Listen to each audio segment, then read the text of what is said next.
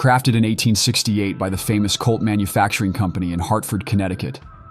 This revolver and its mate, serial numbers 204-685 and 204-672, are more than just exquisite examples of craftsmanship from a bygone era. These particular guns were literally extensions of a man known for his legendary accuracy and steady draw. This revolver was rediscovered in 1935, still loaded, in a dusty old trunk filled with rags, tucked away in the attic of a home in the Hollywood Hills.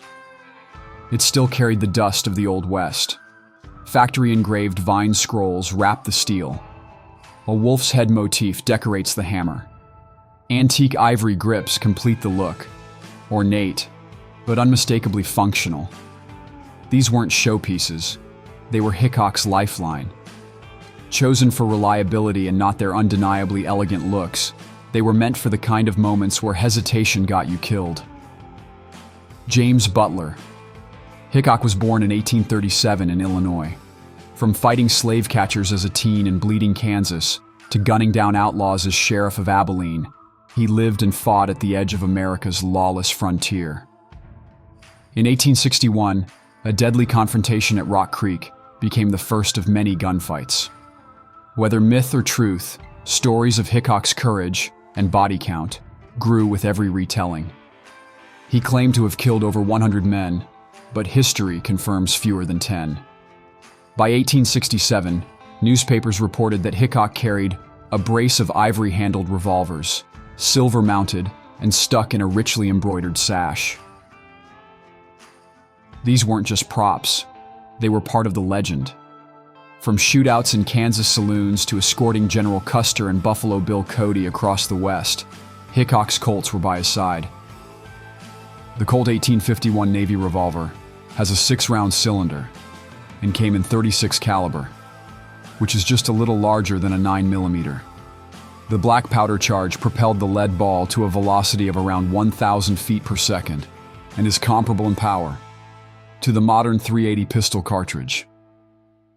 The pistols were called Navy, as most carried an engraved scene of the victory of the 2nd Texas Navy at the Battle of Campeche on May 16, 1843, on the cylinders. Despite the Navy designation, most pistols were purchased by civilians and military land forces. Samuel Henry, a resident of Abilene, Kansas, said of Hickok, "Wild Bill's whole bearing was like that of a hunted tiger. Restless eyes, which nervously looked about him in all directions, closely scrutinizing every stranger.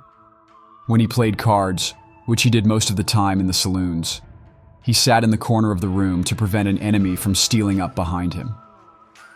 On an August morning in 1876, Hickok was playing poker with a man named Jack McCall. After losing heavily the day before, McCall returned with a gun and revenge. With a single shot to the back of the head, Wild Bill was dead. His possessions were auctioned to pay for his funeral. These revolvers were reportedly raffled off for a pittance. In the 1980s, collector Dr. H. Sterling Fenn stumbled onto one of the pistols, still loaded, engraved identically to the one at the Cody Museum.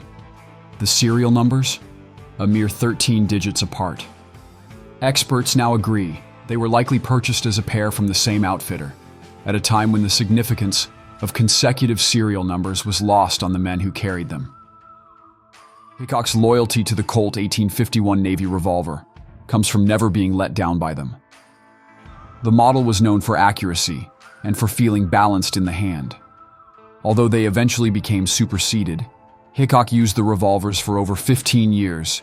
He was never known to have used the new 1873 Colt 6-shooter. Hickok lived in a time when a gunfighter's survival depended not on sheer firepower, but on precision, a steady hand, and deadly accuracy.